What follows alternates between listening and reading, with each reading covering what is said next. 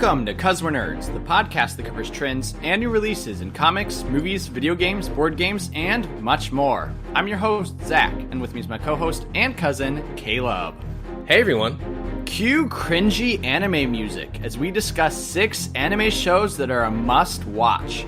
If you have never given anime a chance and don't know where to start, or you are interested in starting a new show, this is the episode for you. So jump into your gunman and blast off in this week's episode of 'Cause We're Nerds.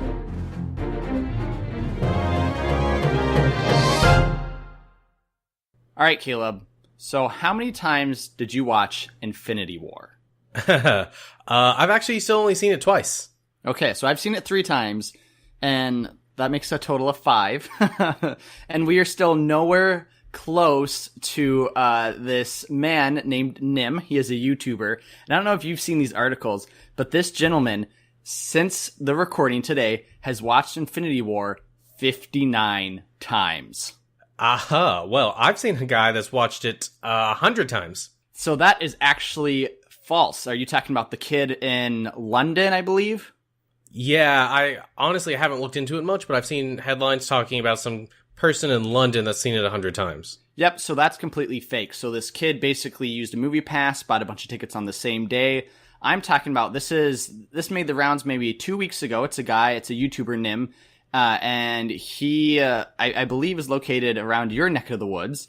Okay. And he watches it about 10 times a week since it's come out. Wow. And he has saved every single stub and has had it signed by the movie theater. So the one in London's kind of a hoax. It's actually fake. It's making the rounds right now, but it's not legitimate.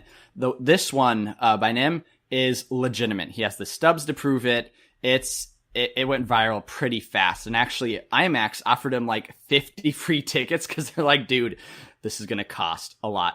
And he just tweeted out, I was looking at his Twitter before he started, and he's like, if you guys are asking me how much it costs, don't worry. And then it was a picture, and he's like, it costs, and it was Thanos going, everything. But he says he's watched it so much that he'll like find himself quoting it like as the movie's going, which I'm like, yeah, if you've watched it 59 times in the movie theater, yeah, you would definitely quote it. But I mean, what's really cool about that too is that the Russo brothers have invited him to the premiere of Avengers 4. So he will be going and seeing Avengers 4 before any of us.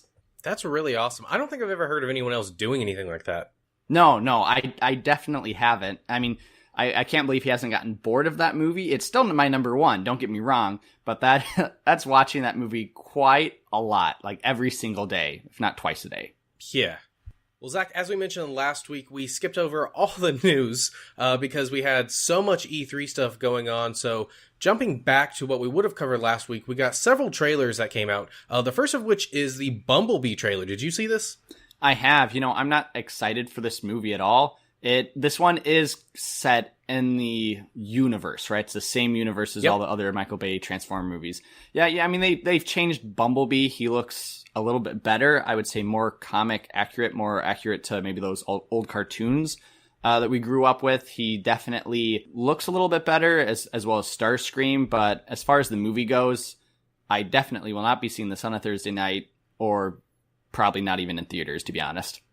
Yeah, this one, it just feels like a lot of the same, really. It feels like it's better executed than the past few ones, but again, it almost feels like a retread of the very first movie, which I'm not interested in seeing. I think that this probably would have been better off doing a complete full-on reboot than what they've done here. Yeah, I would agree. And it's also going to be very hard because you have a protagonist that can't talk. He has to use the radio. So it's like they still haven't really fixed his voice, and so I think adding that onto it might have some interesting dialogue along the way, but it definitely won't lend itself to a protagonist I would want to watch for 3 hours. Right. Yeah, I agree with that. We also got a new trailer for the Lego Movie 2. Yeah, it starts out kind of like a dystopian Mad Max. It's like world. I loved it. Yeah. Yeah, it was really good. It has a very different feel in some ways from the first one based on this trailer. I think a lot of that is from that dystopian Mad Max kind of feel, but this looks really fun. Great, just like the first one. I mean, the first one was really good. It was. Now, do we have any type of plot synopsis for this movie? That is a good question. I couldn't tell you. I don't remember much of the trailer. Well, luckily for you, Caleb, I have something called Google. It's been 5 years since everything was awesome, and the citizens are facing a huge new threat. Lego Duplo invaders from outer space, wrecking everything faster than they can rebuild. Interesting. So, nope, no really synopsis. I mean, that's the basic premise I knew going into this trailer. And it didn't show a lot of new stuff, but it definitely got me excited for the second one. Love the first one. We'll definitely see the second one. Sure. Well, moving on, we got probably my favorite piece of news, a new trailer for Spider-Man Into the Spiderverse. And Zach, this looks phenomenal. This, it doesn't look like what I would expect it to. I do have a couple gripes with it, but it looks really good. Yeah, it's definitely something different visually that Lord and Miller have done with this.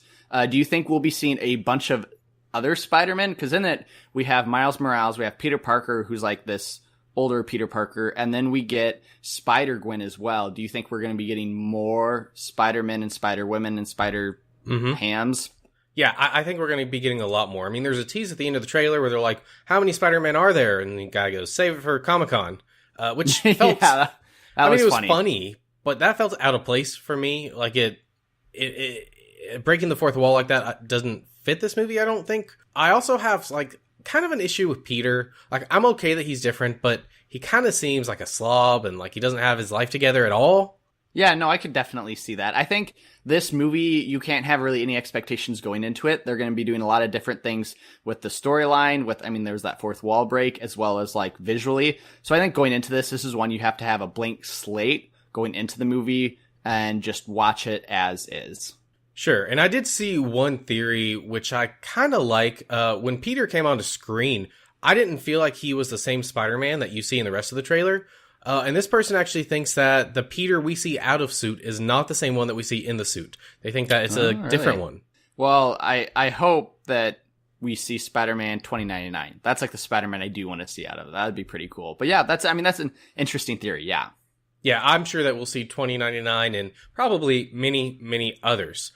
We also got some news last week that the return of Wolverine was actually going to be starting. I was under the impression that Wolverine was already back. I know that he's shown up in several different comics here and there. I thought the storyline had already happened. Sure, I haven't been staying up to date with Wolverine. I'll just be completely honest with you on that front.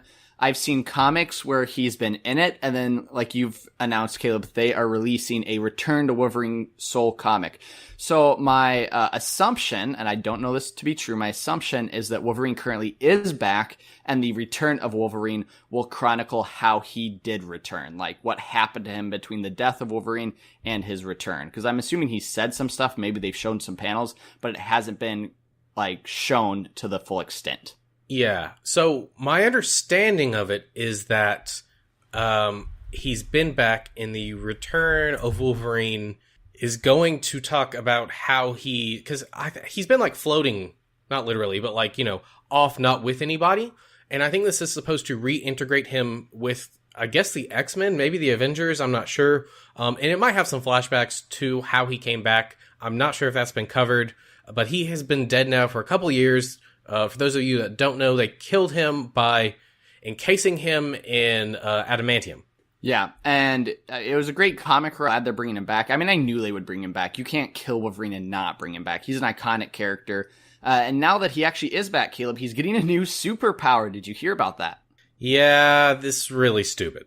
No, I actually kind of like it. I think it adds some diversity to this character that we've seen all his superpowers. And so the new power that he now has is that he can actually heat up his claws and thus use them in a heated fashion to tear apart more stuff or to burn people. I actually like it. I think it gives him something else to use besides just the claws and the healing factor. So we'll definitely see how they use it in the comics going forward. Yeah, my issue with it is his claws are already the strongest material on Earth. There's no need to heat them up to cut things better. I mean, there are very, very few use cases for it to cauterize a wound, except he doesn't need it for that. He could cauterize other people's wounds. it just doesn't seem very well integrated. It seems really half-baked. No, to light us cigars. There's uses for it. Okay. Now, Caleb, talking about your favorite video game, Fortnite. Yes. Yes. What about it? There's actually been a lot of news about this. So did you see there was a pro AM tournament that happened on June 12th, and it basically put together pros on like YouTube and Twitch and amateurs, like DJs and actors and other people, I guess. Uh-huh. And they put on a tournament for charity. And it was here that Epic Games actually, I believe, gave $1 million to the winner of this tournament. Oh, wow. That's a lot. It is a lot. Now, what's interesting about that, why I wanted to talk about it, is that it was kind of seen as a precursor to the esport as they kind of launch it and gear up for it in 2018, 2019. Uh-huh. And, we talked a couple episodes ago about like how difficult it must be to be a streamer. And in reality, so do you know who Ninja is? Yeah, we talked about him. Okay, I'm just making sure. I know we talked about him. I'm like, do you remember Ninja? Yeah. He's one of the biggest Twitch streamers. Streams a lot of Fortnite. So he took 2 days off for this tournament. Taking those 2 days off for this tournament because he wasn't streaming every single day, he lost 40,000 subscribers from Twitch. What? Now you might think, okay, yeah. If you're listening, you might think, okay, 40,000 subscribers, that's a lot. But for somebody who has like millions, that's not that many subscribers. No. But this is Twitch subscribers where they pay a subscription fee and you get a good chunk of that money. So, estimates are that those 40,000 subscribers lost him $100,000. That's insane. And yeah, like that number is like the number of subscribers that the number 2 person on Twitch has. Like that's a significant amount. That's right. So, I mean, that's pretty big. I wouldn't want to be part of that grind, but they make like 6 figures, so you can't feel too bad. Something else interesting after Twitch was after E3 announced that it was coming to the Switch, not Twitch, the Switch, with Fortnite, is that Fortnite had 2 million downloads on the Switch within 24 hours. Yeah, that's not surprising to me at all. No, it's very, very big, obviously. And also on a side note, they just found that if you put like 4 pieces of metal together in the game, I've talked about, building stuff, that it forms this swastika. So it's something the developers are going to have to figure out, because after just releasing this on a very family-friendly console and then finding that kind of bug, not good. Yeah, I mean, I think people understand, though. It's not on purpose. It's just something that happens, I guess. Games, when you make a game, you put in a set of rules for how things work, and sometimes things happen that you didn't plan on, and that's just what happens in this case. Talking about things that people didn't expect, Aqua Man is looking pretty good, actually. They released a whole bunch of pictures of behind-the-scenes stuff this week. Did you catch that? I did, yeah. We got to see Black Manta's helmet, which looked very comic accurate. Yeah, so I don't know if I just had this wrong image in my head, but I thought his helmet was like more flat. Maybe it was that way in that old 60s cartoon. Like, as in it's completely flat, or it's still, because if you're not familiar with this character, it's like a dome. I mean, it's kind of like Mysterio. It's like a huge dome. Right. Are you thinking it's just more flat at the front? No, I'm thinking like it's just squished more. Like I was thinking it was more like a saucer than a dome. I think it's a little bit in between. I think it's really squished. I want to say there's maybe some, not video games, but cartoons. And that was kind of really squished. But in the comics, I mean, I'm sure it's gone through multiple adaptions where it's been very round, very squished, and all matter in between. Okay. Well, yeah, I was really surprised. It looks really good, actually. We haven't seen it on him. I'm curious how that looks. I don't know if that'll look any good. Yeah, it'll definitely be interesting to see. But Caleb, as we're talking about DC, did you hear about the huge kind of switcheroo that's happening in DC Entertainment as well as DC Comics? Yeah, Geoff Johns stepping down. So Geoff Johns is pretty famous. He is, well, in DC, obviously. He's the CCO, so Chief Creative Officer of DC Comics, as well as he's the president of DC Entertainment. So he's pretty well known for his Green Lantern run, I would say, is probably his most famous run. And he is stepping down. However, he's stepping down from that role to take on kind of a new role. So he's kind of going along with WB, where he's going to be writing and producing the Green Lantern Corps film for them. But he's also going to be still involved with DC. He's also writing a new Shazam comic for them. And while in his absence, Jim Lee will be taking over as the new CCO of DC Comics. Yeah, so this is kind of surprising to me because his new role at WB is supposed to be, I believe, to write and direct projects for the DC Universe. But he was already kind of supposed to be more active in that role starting a couple years back. He was supposed to have a much greater presence in the movie side of things. So this is a little odd to me. I guess he didn't have as big a role as he wanted. Either he didn't have a bigger role as he wanted, and this is more ground level where he's actually able to write and have more say in the movies, or option B, and I don't know this to be certain, but DC's trying to shake things up because their movies have not been, doing so well. But I think it's more the first one. I don't think Geoff Johns has had a huge say in these movies. I know he's been on, a lot of the production level, like right now he is for Wonder Woman 2. So it could be one, or they could be ousting him. Yeah, it's also interesting that Jim Lee is coming on board. I know him as an artist from Batman, but other than that, not much else. Yeah, Jim Lee is pretty prominent. I can't name all the comics that he's been on, but he has been heavily involved in a lot of, I would say, DC runs over the course of his tenure. And I think Batman's the one he's most well known for. Yeah, I do really like his art. I hope that he's good as a creative officer. We'll see. I know a lot of people are preferring what DC's doing right now over Marvel, so hopefully they can keep that up, I guess. We do have a couple new things that came out of E3 though, Zach. Not too much. We've gotten mostly a lot of gameplay for different games. We've seen a little bit more of different things, which is cool. We are getting a Soul Calibur 6 that was not announced at E3. That was announced either earlier this year or late last year. But the exclusive character, they typically bring a character from another franchise into those games. And for this one, we're getting Geralt, I'm not sure how you pronounce that. The main character from the Witcher series of games. He's going to be in it. That's right. Soul Calibur is pretty famous for bringing in outside characters. They brought in Link before. They brought in Darth Vader and Yoda before. Yep. And so this is definitely understandable to bring in a very loved character from the Witcher series, and especially how well The Witcher 3 did. Yeah, I think that it'll be interesting. Side note, I actually bought The Witcher 3 this week. All right. Have you been playing it? I haven't. I don't think I'm actually going to be able to play it till next year because I know how long of a game it is, but I got it on sale because the PlayStation Store had it on sale. So, well, maybe you can play it alongside the Witcher TV show that should be getting produced. Oh, yeah, that's right. That's Netflix, right? I think so. Yeah, okay, cool. Another piece of game news that we found out is there is a game called The Call of Cthulhu coming out later this year. Did you see this trailer?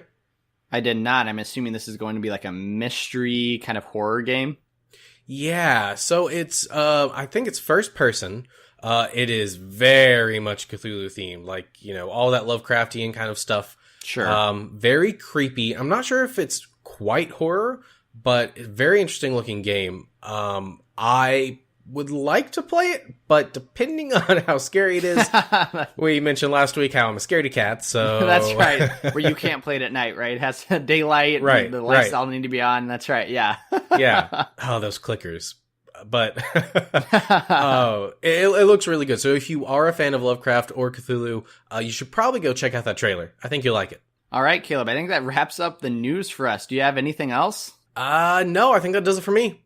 All right.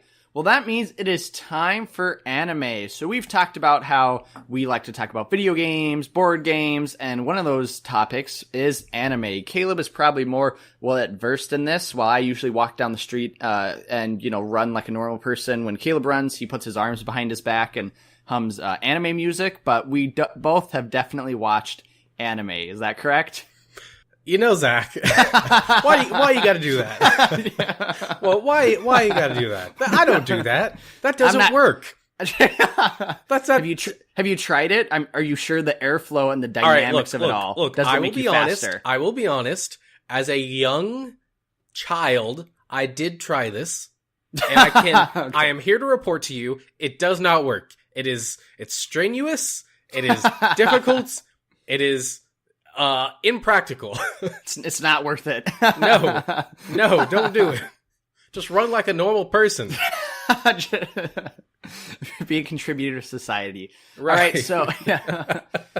Caleb and I have each chosen kind of 3 anime shows that we've watched and that we would suggest would be a great either starting point or a great anime to pick up. So this could maybe be if you have never watched anime before, if you're looking for a new show, or maybe you have watched anime and are just looking for another one to jump in. So Caleb, why don't you start us off with your first choice? And these are in no particular order from, R3, the end of R3. It's just going to be kind of 6 of them together.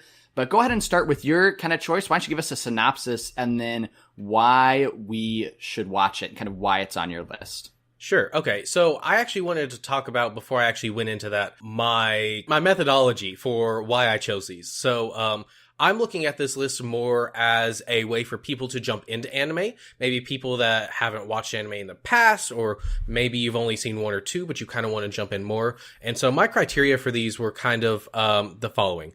They can't be long. They can't be long series at all. 40 episodes is really pushing it. Like, it needs to be short so that people can finish them and get into them. It needs to be not too anime. You know what I mean? Like, not too many anime tropes. Yep.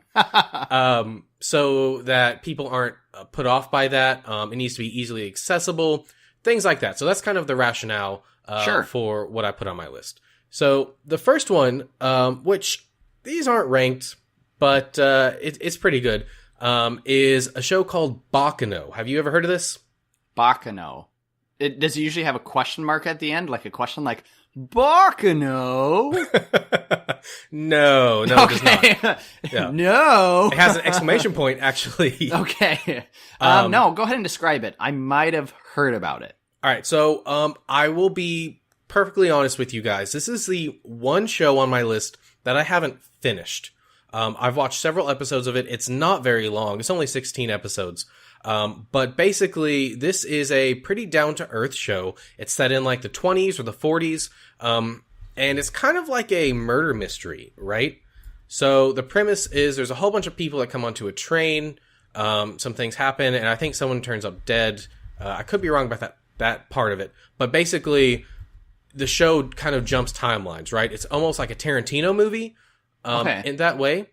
So you'll be watching a group of characters do one thing, and then it'll jump back to another group of characters, explaining why they ended up at the spot that they're at now, or some more motivation for them. I think it is really accessible. There's no crazy anime stuff in it as far as I've seen. And it is known to be a very, very good show. If this is your first anime, I think this is a really good entry point. Knowing that it is not necessarily like all other anime, but also knowing that this is one of the higher regarded ones. So is this based off a manga or webcomic, or did it start as a anime show? It was actually based on a light novel series, which I didn't know until I was actually looking it up this morning. So these light novel series are actually books. They're short books. Sword Art Online is also based off light novel series, if you know what that is. So book to anime, I guess.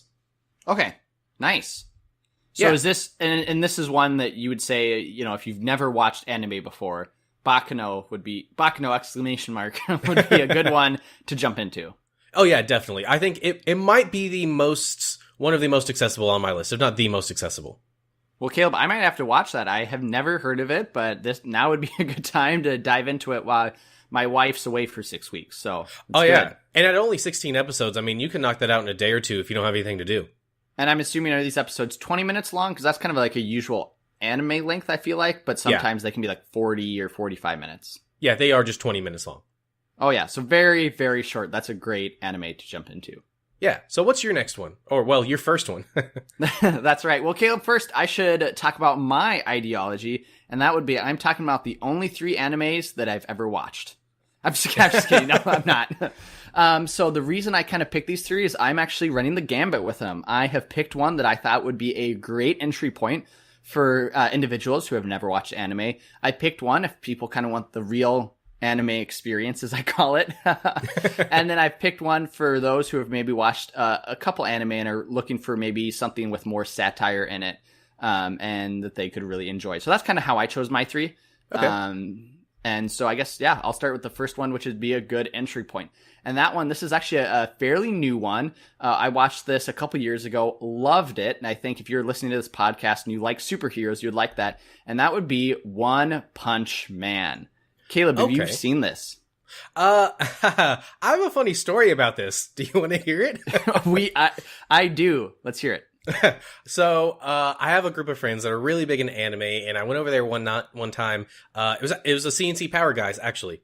Okay, sure. CNC Power Hour. I was over there playing Magic, and one of the guys, Clay, was like, dude, you gotta watch this anime, One Punch Man. He just kept going on and on about it. So I was like, okay, I will watch this. So I came back home. I found it on Hulu one day. I clicked the big box at the top. I don't know if you have Hulu, but Hulu basically has a list of episodes, and then at the top, if you click it, it'll take you to the first episode. I clicked it, and I watched it, and man, it just jumped right in. And I'm like, okay, this is weird. This is like a massive battle. What's going on?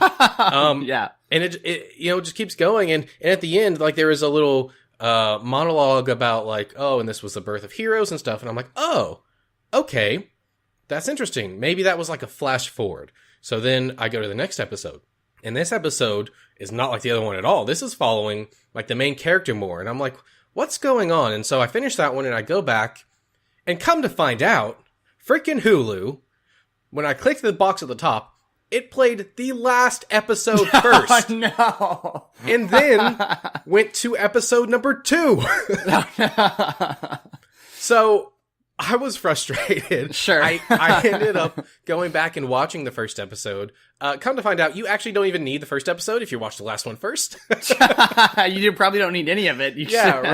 Right? So you get all of it. But yes, it is really good. So this show it was based off a Japanese webcomic of the same name, and it follows a hero, Saitama.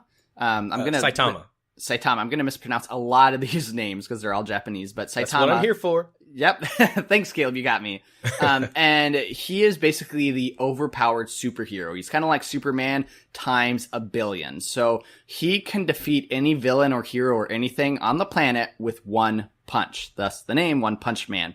So in this world, there's basically a group of like superheroes. You can join this club, and there's heroes from S class, which is the most powerful, all the way to C class. And so basically it's about Saitama who walks around. He's kind of bored with life because he can beat anybody with one punch. And it's about villains who try to take him down and kind of his storyline, and it is great. So I have 4 reasons why you should watch this and why it's a good entry point for you. The first one is simply if you like superheroes. If you like the Avengers, if you like superheroes, if you like comics, if you like just heroes, this has that feeling. It's not about some anime schoolyard. It's, it's not weird. It's like superheroes. So, so you'd feel right at home. The second is it is incredibly funny. Did you get that sense at all watching any of the episodes? Oh, yeah. Yeah. It's got a really good sense of humor. It really does. Like, for example, one of the heroes is called Moomin Rider, and his superpower is basically he just rides a bike around. He's the C class. He's like the lowest superhero class.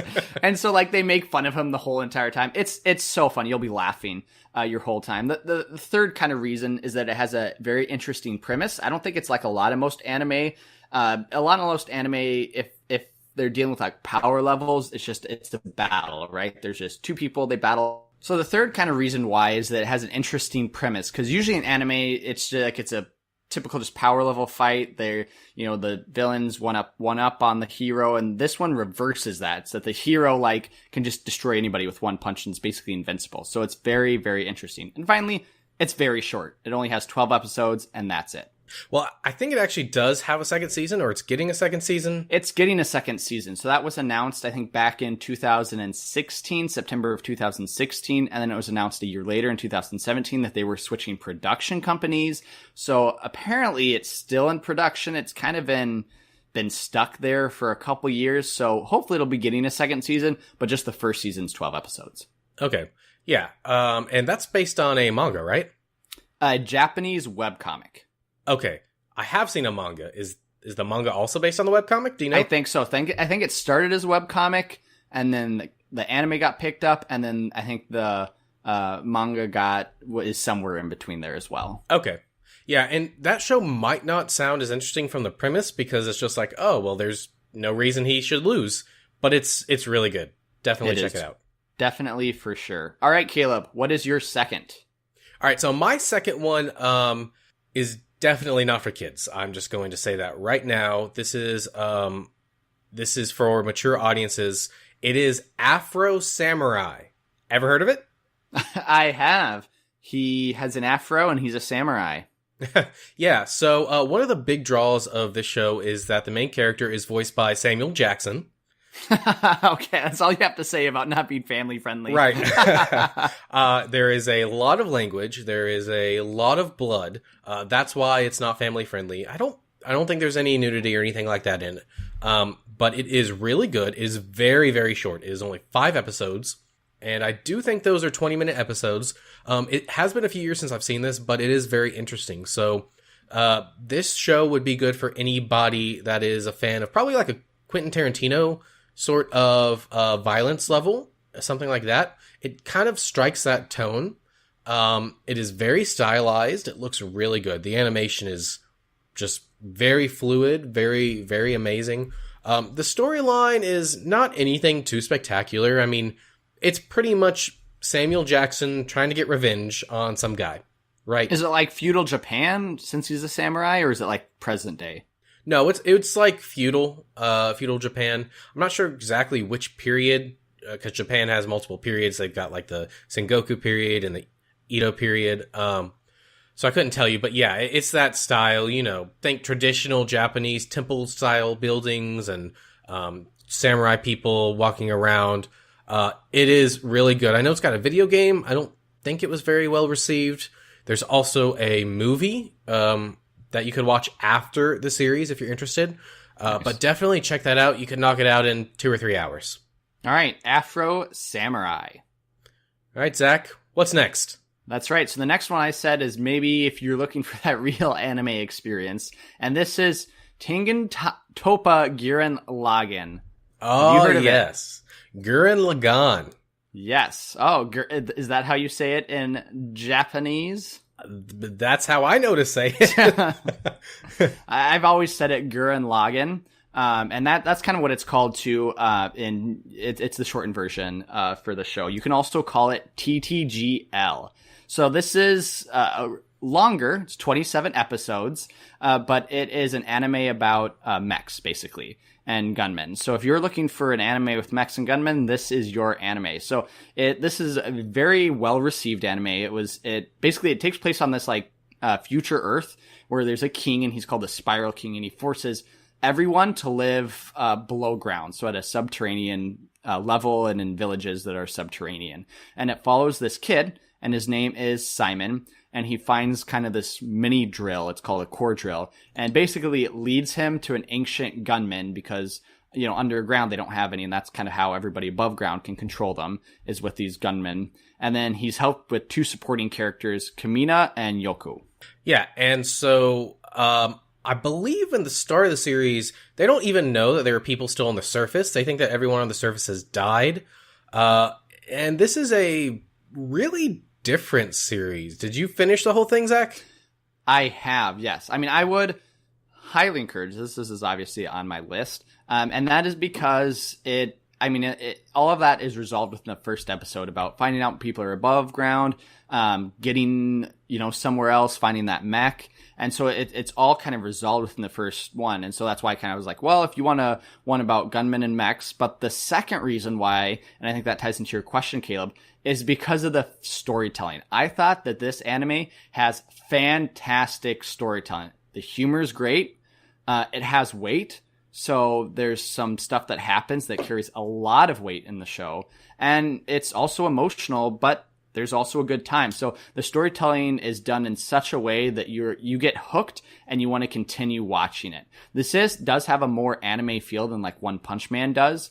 So just be prepared for that. But I would highly encourage you. This might be a good one if you've maybe watched one anime before and you're looking forward to the next one. Go ahead and watch Gurren Lagann, or as Caleb says, Gurren Lagann.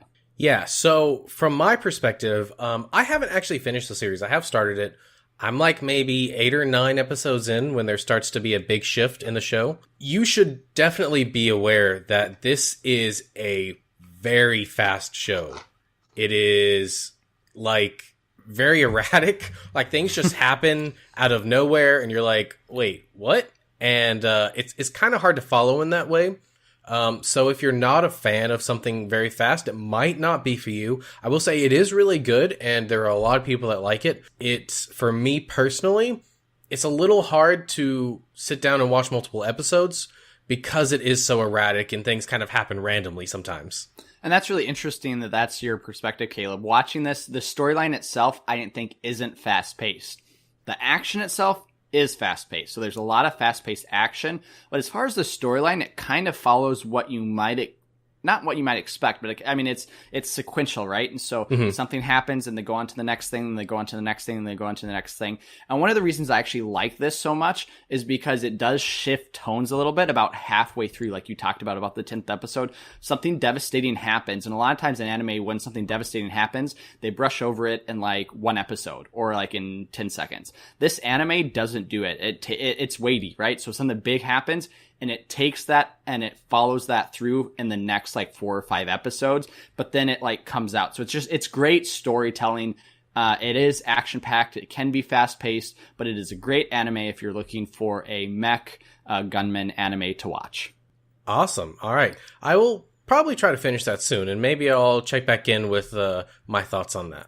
So, my final one, I did purposely leave this last. I almost said it first by accident because it's first on my list. But this is an anime that, Zach, I have talked to you about. I don't think you've really watched it yet. For you anime people that watch a lot of it, you probably will have already seen this. So this is more, I think, for those people, still kind of trying to get into anime without watching a show that is over the top with the tropes or something like that. And that show is Cowboy Bebop. Now, I was wondering if this would make your list. Yes. Yes. Caleb showed me the first episode. We watched this in his apartment before you were married. No, you were married at that time. Or were you married? I can't remember. Yeah, because I got married before I moved into the apartment. That's right. All right. And I was visiting down south, and we watched it. It was phenomenal. Now, I haven't watched it again since then, but I have been meaning to. And whenever I think about it, I think I need to go watch that. So, Caleb, why don't you tell us the premise of this? So, this show is slightly longer. It's 26 episodes, but that encompasses the entire thing, unless you count an optional movie. There's a movie that you can watch in the middle of it if you want to. It doesn't really have any bearing on the plot. But basically, this is set in, I guess, the future. It's not really stated what time period it is, but it's a sci-fi show, right? And so everything is in space travel. The main character, main characters are bounty hunters. And so for most of the series, they're basically going from planet to planet, kind of collecting their bounty or trying to collect their bounty, and sometimes doing it great, sometimes not doing it so great. And it's a really good time. It has a really good balance of action and comedy, but the comedy is not like, oh, hey, look, I just fell on my face comedy. It is more subtle. It's stuff that you actually have to pay attention to realize that it's funny. And it's got a great cast of characters. That cast expands throughout the series until the main number of characters is like 4 or 5, which is really great. But one of the best things about this series, which I remember talking to you, Zach, is the soundtrack. Yes, great sound. Yeah. So basically, every episode has its own soundtrack, really. These are like bluesy, jazzy kind of sounds. Really, really great. This anime actually is not super new. It's from the 90s. But it has one of the best dubs maybe ever done. I think that the guy that voices the main character, Spike, is Steve Bloom, who does a lot of Wolverine stuff, or has done a lot of Wolverine stuff over the years. So if you've ever seen animated Wolverine, you've probably heard this guy's voice. I can't sing this series' praises enough. If I ever had to recommend one series to a person, it would be Cowboy Bebop. And you have recommended that to me several times. Yeah, I would say if you're a fan of Firefly, I would say Cowboy Bebop would be a show you'd be a fan of. I would also say maybe if you like Star Wars or even Westworld, Cowboy Bebop would be a show that you could definitely get into as well.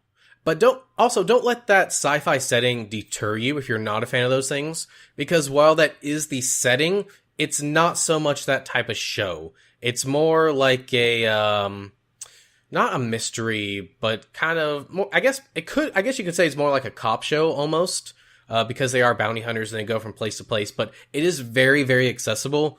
Please do not let that deter you. No, and I've watched the first episode, and this is, I think, one of the first anime I ever watched, and it definitely hit the spot for me. I mean, it was great. It was entertaining. The episodes weren't super long, and that jazz music was phenomenal. Yes, it is. All right, Zach, round us off. That's right, my number 3. So, I said this one's probably for those of you who have watched anime before. Except this was actually the first anime I have completely watched through and through. Okay. Which is very interesting because it is a satirical anime, and that is Kill la Kill. Oh, okay. So interesting. Kill la Kill and Gurren Lagann are made by the same group of people. They are. I was just going to say that. They are made by the same group of people. The premise of the show is it follows a schoolgirl, Ryoko. Yeah, I think so. Ryoko is probably something like that. At Hanoi Academy, and basically it's kind of like a mystery. She's searching for her father's killer, and it brings her against the council president, Sadzuki.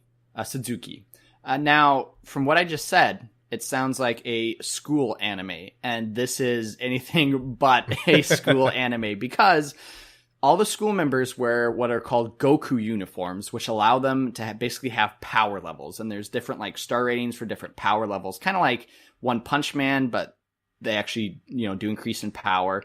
And the main character finds this scissor-shaped sword, and it allows her to cut off those uniforms and basically just like destroy the members of the school. So the premise right now sounds incredibly strange, sounds very weird, and you're probably thinking, Zach, are you one of those neck-bearded creeps watching this? But it is a great show because it is satirical. So why would you want to watch this? This was one of my first anime I watched it without watching any other anime, and I still got it because it makes fun of all anime tropes, right? So It makes fun of the fact that the girls are scantily clad in basically every anime you watch. It makes fun of, the fight scenes, of kind of how that all goes about. The humor is spot on. You'll be laughing your head off. At least I was on each episode. But with that in mind, it's still a really good anime. It's not all satirical. The fight scenes are incredible, right? I mean, if you think of like an anime fight scene of like people jumping around and flying through the air and slashing each other and whatever, just think of Kill la Kill. That has the same type of fight scenes. I just thought it was great. Overall, it's a fun time. There's a lot of humor, good storytelling, the fight scenes. I mean, it's a good anime to watch. I can't remember how many episodes it is, but I think you've seen it, right? In the 20s. I've only seen like the first episode or two, actually. Okay, yeah. That sounds about right. I know they are actually producing a video game that came out of E3, I want to say. I know we didn't really cover it, but it's a Kill la Kill video game that's coming out in 2019 by Arc System. Okay. So, fun fact, I actually saw the main, I don't know what you call him, the founder of the studio that makes this, at MomoCon. I went to MomoCon a few weeks ago, and I saw him and another person there. They did a panel, which was pretty cool, and I got to see those guys live. This anime is also, just like Gurren Lagann, very fast-paced. I kind of see a trend here, Zach. That's right. It is very fast-paced. I like mine fast. Not a lot of, these don't have a lot of drama or downtime, which I don't want a lot of that in my anime. I'm watching anime because I want stuff I can't see on like television, so I want it to be super fast-paced, a lot of action, and just a great time. Yeah, similarly to my issues with Gurren Lagann, it's a little hard for me to get into this. I think it would be a lot easier if you have seen a lot of anime. I don't really know if this would be... was this like for the hardcore anime fan, or what was this for, Zach? No, I would say you might you might enjoy it better if you've seen at least one anime. I would say you at least need to know the idea of anime, right? You need to know like the stereotypes of anime. Yeah, the tropes. Because I mean, this was my first anime I watched. I had never seen any other anime, but I understood the tropes, and so because I understood that, I knew that this was very satirical. But it also kind of quenched that idea of what an anime is with the battle scenes and it kind of being fast paced and all that stuff as well. Yeah. Okay. Yeah, and the people that made this are very well liked. People love all of their shows. Yes. So I believe that's Gainax. It's confusing because they made Gurren Lagann, and then a bunch of those people left and made their own studio. So Gainax was the ones that made Gurren Lagann, and then I can't remember the name of the studio that they went on to create themselves. I think that's actually the one that did Kill la Kill. But it is different. Its art style is kind of different too. Sometimes it almost looks like hand drawn, like with a marker or something. Yeah, it maybe kind of looks like, the old cartoons, like a Pokemon or Digimon kind of art style, but it definitely is done really well. Yeah, that was a pretty good list, Zach. I do have a couple of honorable mentions. All right, what are your honorable... go ahead, what are your honorable mentions? All right, so these are anime that I feel that people should watch that either didn't fit my criteria or just didn't beat out the other three I had. The first one of these is Yu Yu Hakusho. Have you ever heard of this? I have not. It sounds like one I would not watch. Well, based on your choices, yeah. Yeah. But it is really good. So this is from, I think, the 90s. This is not a kids anime, but it's also not an adult anime per se. It's just more edgy. So the premise is sort of kind of like Bleach, if you've ever seen or heard of that. But basically this main character, he is in high school, but it doesn't really have anything to do with high school. He dies like right off the bat, right? And he ends up going to the spirit world, and he has to go through a bunch of trials to get his life back. And that's kind of like the first arc. But the real crux of the show is after he does that, he becomes a spirit detective, which is almost like a cop. And he has to go around and he fights these crazy, almost demonic monsters. And he gets in this crazy tournament and he can shoot like a laser gun out of his finger. It is really good. A lot of people that aren't super into anime probably have not heard of it. It is long. I will say it's over 100 episodes.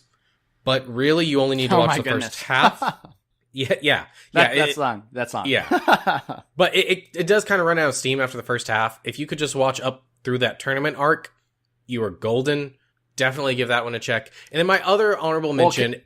And Caleb, I was going to say, I'm sensing kind of a genre feel, right? You said that one's kind of like a detective thing. Boku or Bakano, right? You said that had one. Cowboy Bebop. I'm getting this genre feel, kind of like, you feel me? Yeah. Yeah, I see what you're saying. That Mysteries, is kind of how that's kind of how I'm describing them. Although, if you actually watch them, I don't think that they would feel similar at all. Sure. Maybe the two most similar would be like Afro Samurai and Bebop, in their tone, but they are all pretty different. But yeah, I guess I could see that. I think my anime, I prefer like a more mature style than like a more child-friendly one, is probably why a lot of these are kind of coming together. But that actually plays into my second honorable mention, is if you are younger or you do have kids and you want something that is a little bit more friendly for them, or you're into looking into anime, but you don't know where to start and you love superheroes, kind of like One Punch Man, you might have heard of My Hero Academia. Zach, you've seen this? I have heard of that. I've not seen it, but I've heard of it. All right, so I just started watching this in the past 2 weeks, and I have now watched like 18 episodes. It is really, really good. It is based on superheroes. It's kind of like if Japan took our American superheroes and put their own spin on them. There's like high schools that you go to become a superhero and train. The music is really good. There's like so a it's cliffhanger. Like Sky High, kind of. Yes, but no, a lot Caleb, better. Nobody wants to watch an anime of Sky High. No, it's so much better. There's a hero in there called All Might, who's kind of like the Superman of the world. And basically, there's heroes that do it as a profession, and there's like these agencies that pay them to do it. It's really interesting. It is kind of set in high school for most of it. So you do get like this hero on villain action, but you also get kind of that high school setting. There are a couple of kind of racy jokes here and there, but you know, if you're an older child or if you don't mind if your children see that or hear that, really, there's nothing to see. It's really not a big deal, but it's really good. I think there's 3 seasons right now. The first 2 of them are dubbed completely and on Hulu. And I think like the first season is 12 episodes and the second season I think is a more standard like 20 something. So now's a great time to get into it. I would highly recommend it. It's really good. And it kind of flips some of those tropes on its head, like our superhero tropes, which makes it really interesting. Well, that sounds like some good honorable mentions, Caleb. So from that list, you kind of have 6 prominent ones, 2 honorable mentions. And so I feel like we gave you a good kind of spread on if you're looking to get into anime, if you maybe have already watched some and are looking for some more ones, or you just need another TV show to binge watch. We have given you a great list. You could probably find most of these if you just Google it. They'll be on Hulu, maybe Crunchyroll. They'll be on some type of platform. Yeah. Flatform. They'll be on some type of platform to view as well. Well, Caleb, you know who might produce and edit anime music, but I'm not really sure? Taylor Poole? That is correct. Taylor Poole. Go ahead and visit him at TaylorPoole music.com.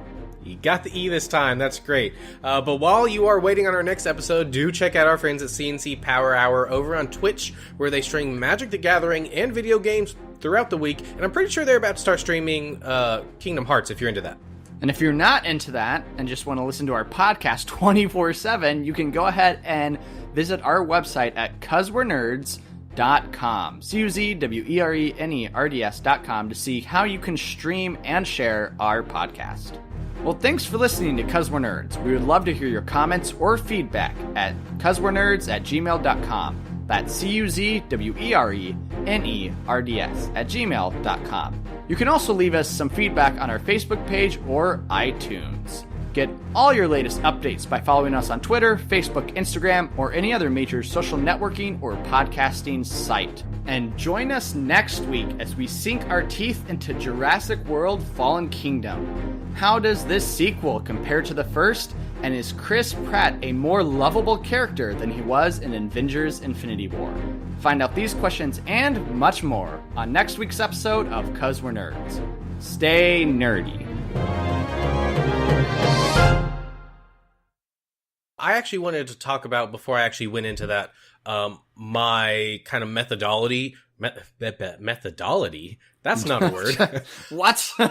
What is this anime lingo you're trying to throw around, Caleb? Right? Senpai. No.